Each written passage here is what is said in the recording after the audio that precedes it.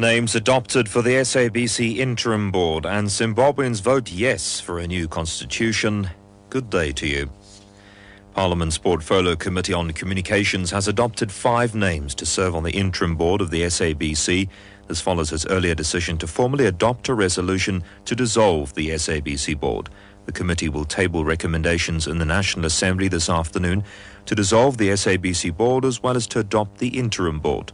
The 5 are chairperson-designate Zandile Shabalala and her deputy, Nalutando Koza, as well as economist Iraj Abadian, former member of the Public Service Commission, Vuzimuzi Mavuso, and chartered accountant Ronnie Lubisi. The Portfolio Committee's chairperson is Eric Kolwane. If the National Assembly adopts the recommended resolution to dissolve the SABC board, it is further recommended that a resolution be adopted to recommend to the appointing authority that the following 5 individuals be appointed as an interim SABC board. Opposition parties are opposed to the proposed interim board. The DA's Marion Shin is one of them, as well as the IFP's Liesel van der Merwe.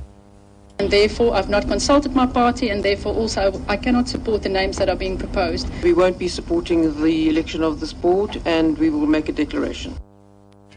The Water Affairs Minister Edna Molewa was handed over a 1.2 billion rand water pumping and purification project to Eskom.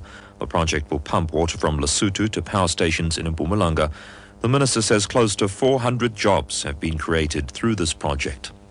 Very, very important project indeed that is part of supporting our growth of the economy in South Africa in general, but here in Mpumalanga as well. This is a pump station, so we're augmenting water from all the way from Lesotho through the FRESAP project. What it therefore means is that South African shortage of electricity will be a thing of the past because of this support that we're doing, water augmentation to the pump power stations of Eskom.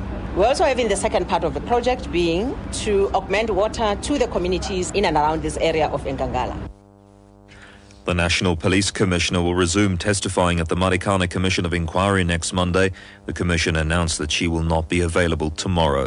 Proceedings of the Commission will, however, resume at Lonman's Mine at Marikana, where an on-site inspection will be held at the place where the Northwest Deputy Police Commissioner addressed striking miners last year. A total of 34 miners were killed when police opened fire on them on August 16th. Zimbabwe has a new constitution. The Electoral Commission has announced that the Yes campaign won by a landslide. The referendum now paves the way for elections later this year. Shingai Nyoka has the story. Over 3.2 million people cast their votes, 3 million of them voting yes, an overwhelming endorsement for change. Now the focus is on ensuring that key reforms are in place for free and peaceful polls, where Robert Mugabe faces off with rival Morgan Tsvangirai in a bitter struggle to extend his 33-year rule. Shingai Nyoka, SABC News, Harare, Zimbabwe. The top story, Parliament's Portfolio Committee on Communications has adopted 5 names to serve on the interim board of the SABC. This follows its earlier decision to formally adopt a resolution to dissolve the SABC board. The committee will table recommendations in the National Assembly this afternoon to dissolve the SABC board as well as to adopt this interim board.